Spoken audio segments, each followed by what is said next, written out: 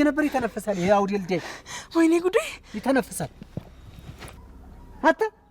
አንተ ራሱን ኮስቷል። ገዝ ራሱን የሳተ ሰው አውቃለሁ። ይሄ ያውደለደለ ነው ራሱን። እሺ ቤተሰብ እንዴት ናችሁ? ሰላም ናችሁ ወይ? አለን እግዚአብሔር ይመስገን። ዛሬ በአዲስ ቪዲዮ ከች ብለናል ማለት ነው። ዳጣ ድራማ እንግዲህ ዛሬ በጣም ያሳዝናል። እውነት ለመናገር አርጁንም ከበረንዳ ላይ ወርቆ ይገኛል። ከበር ላይ ራሴን በኮምቡስቶ ምናጥፋልሽ ወይ እያለ ነበረ። እሱ ግን በሲስተም የሚወዳትን የሚያፈቅራትን አቢጌልን አግኝቷል ማለት ነው። በጣም ደስ ይላል ስለተገናኙ። እሷም በጣም ነው ያዘነችለት። አሁን ጊዜ ለሰው ማዘን ማሰብ መጨነቅ ጀምራለች እና በጣም እያሰበችለት ነበረና እሱም ጊዜ ነበር ያገኘውና እየሮጠ ወደ አቢጌል ዘንድ ነው ሄደው። እንግዲህ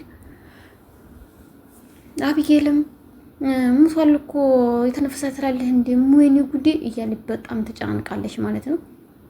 እንግዲህ የዚህን ያክል መጨነቅም ያው ፍቅር ይሸታል እንበልና እንግዲህ እናጣብሳቸው። እሷን ይወዳል፣ እሷ ሌላ ትወዳለች። በጣም ከባድ ነው እና በጣም በሚያሳዝን ሁኔታ ላይ ነው ያሉት።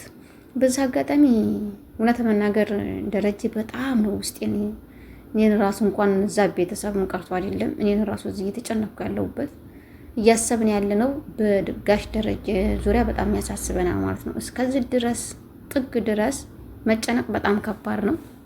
ብቻውን ሲያወራ ነበረ። በሚያወራበትም ሰዓትም ማርታ ደርሳበት ነበረና ምንድነው የሆንከው? አትነግረኝም እንዴ? የሆንከውስ ምንድነው? ምን ችግር ተፈጥሮ ነው? 6 ወር ሙሉ ታገስኩ አንድም ነገር ያገኘሁት የለኝም። ስለዚህ ወይ አትጨነቅ ወይም ደግሞ ንገረኝ። ሚስትህ ለምንድን ነው የተባልኩት? ጭንቀትህን፣ ሀሳብህን፣ ደስታህን ልጋራህ አይደለም ወይ እያለች ማርትዬም በጣም እንትን ብላለች። እውነት ለመናገር እንደዚህ ያለ ትዳር እንደዚህ ፍቅር የሞላበት ትዳር ይድልን። በስህተትም ቢሄድ የዚህን ያክል ጥግ ድረስ መስዋዕት እያስከፈለው እያስጨነቀው ይገኛል ማለት ነው። እንግዲህ ማርትዬ ምንም የምታውቀው ነገር የላትም። በጣም እያለቀሰች ነው። እሱም ጋሽ ደረጀም እያለቀሰ ይገኛል። እሷም ታለቅሳለች። እሱ ዛሬ እንግዲህ ዳጣዬን ሳልነግራት አላድርም፣ ምክንያቱም ዛሬ እናቷን ማወቅ አለባት። እስከ መቼ ድረስ ነው? ምንም ይፈጠር ዛሬ ሳላሳውቃት አላድርም እያለ ነበረ። ያው አሳድረውናልም፣ ዛሬም አልተሳካም። እንግዲህ በቀጣይ ደስ የሚል ቪዲዮ ይዘው ይመጣሉ ብለን እናስባለን። ማርታ ባታውቅ ራሱ ማርታን እንኳን ሊያሳውቃት አይመስለኝም። ለዳጣ ግን ለብቻዋ ይነግራታል። እና በዛ አጋጣሚ እውነት ለመናገር በጣም ያሳዝናል። እውነት ለመናገር ማለት ነው። ምክንያቱም ማርታ በጣም እየተጨነቀ እያለቀሰ ትገኛለች በባሏ ዙሪያ። ባሏ ሲጨነቅ ሲያስብ ስታይ በጣም ታክዛለች። እኔ ግን ስታየኝም አላስብ ነው እንደሚመስልህ ማርት እያስጨነኩሽ አይደለ? ምንም አልሆንኩም እንደው ዝም ብዬ ነው የሚያስጨንቀኝ እያለ ሲነግራት ነበረ። እሷ ግን ልትረዳውም አልቻለችም። እውነትም አትረዳውም። ምክንያቱም ምንጊዜም ጭንቀት፣ ምንጊዜም ብቻውን ማውራት፣ ምንጊዜም ማልቀስ፣ ምንጊዜም መተከዝ፣ የበፊቱ ባህሪና የአሁኑ ባህሪ ሲቀየር በጣም የሰው ልጅ የሚያስደነግጠው።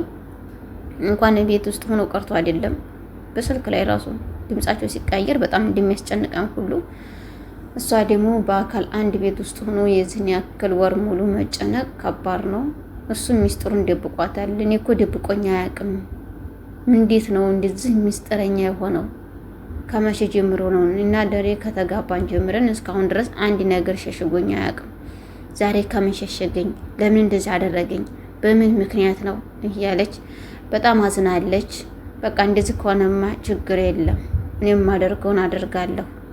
እኔ እኮ ነገሮችን ሁሉ ዝም የምለው እያወቅኩም እንዳላወቅኩ ዝም የምለው ይሳካል ሊስተካከላል ብዬ ነው።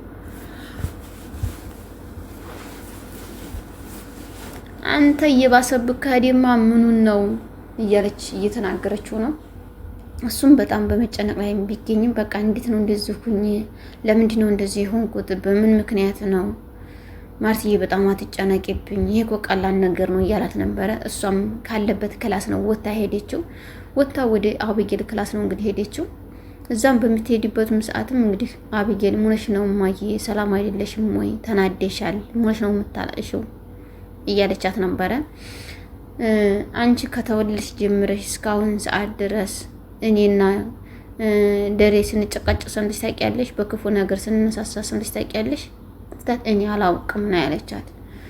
እኔ አላውቅም ስትላት በቃ ታላወሽ አሁን ደግሞ እንደዚህ ሆኗል ትንሽ ያው ቢጤ ነው ተጣላችሁ እንዲ አባዬ ጋር ስትላት ያው ቢጤ በዩ ምክንያቱም የማይሸሽግኝ ሰውዬ አሁን እየሸሸገኝ አለ ምን እንዲሆንም ባላቅም በጣም እየተጨነቀና እንትን እያለ ነው ብቻውን እያወራ እኮ ነው ያገኘው ስትላት እማዬ እንደዚህ እኮ የሚሆነው ስለሌላ አይደለም ስለ ራሱ አይደለም የሚጨነቀው ስለኛ ስለ ቤቱ እውነት ለመናገር ማስተዋልን የሰጣትን አብዬልን በፊት እንዴት እንደምንጠላት አሁን ደግሞ እንዴት እንደምወዳት አባረሬ ነው የምወዳት። ምክንያቱም አስተዋይ ልጅ፣ መልካም ሴት፣ አስተዋይ ሴት፣ ትክክለኛ ሴት እየሆነች ነው እና ያለችው። ለካ ጊዜም ይመክራል የሚባለው ሀሰት የለውም። ትክክለኛም ይመክራል የሚመክር ካለ ማለት ነውና እሷም በጣም ለእናቷ የመጨነቅ እያለ ስትጨነቅ እያለ እንደዚህም ብላ ነው የተናገረችው። እማዬ ስለ አንቺ እኮ አይደለም ስለ ራሱ አይደለም ስለ ቤተሰቡ ነው። ቤተሰቤስ ለአንቺ ነው የሚጨነቀው እንጂ ስለ ራሱ እኮ አይደለም እየተጨነቀ ያለው አባዬ። ብዙ የሚያስጨንቅ ነገሮች አሉ፣ ብዙ ነገር የሚያሳስቡት ነገሮች አሉ። እነዛ ናቸው እንጂ የሌላ አይደለም። እማዬ ተረጂው አንቺም አትቆጪ እያለቻ ስትነግራት ነበረ። አይ በዛ እኮ አሁንማ በጣም ነው የበዛው። እኔ እኮ እንደዚህ አልመሰለኝም። ይህን ያክል ወራት ሙሉ እንደዚህ ሊሆንብኝ ይችላል ብዬ መቼም አልጠረጠርኩም። ምክንያቱም አሁን በጣም ጠርጥሬ እያለ ነው። ለምንድን ነው እንደዚህ የሆነው? ከመቼ ጀምሮ ነው የሸሸገኝ? ብቻውንስ ማውራት የጀመረው ለምንድን ነው? ወይ አይጨነቅ ይተው ሁሉንም፣ ወይም ደግሞ ይንገረኝ። ከዚህ በኋላ እንግዲህ የማደርገውን አደርጋለሁ እያለ ነበረ።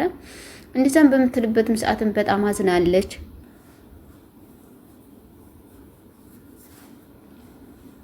በጣም እያለቀሰች ነው። ራሴንም አሞኛል ልተኛ ነው እኔትም ማለድም እያለቻት ትገኛለች። ለአቢጌልም እሷ ክላስ ነው የምተኛው እዛ ሂጅ አልተኛም እያለቻት ነበረ።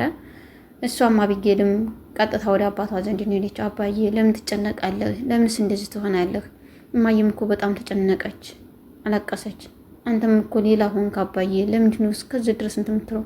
በቃ ንገራት እማዬም ትወቅ በቃ ስትለው ለዲያጣ ነገራት እማዬ አትወቅ ስትለው አይ አትወቅ አይደለ አቢጌል አትወቅ አይደለ ሲላት አዎ እናታችን እናጣታለን አባዬ።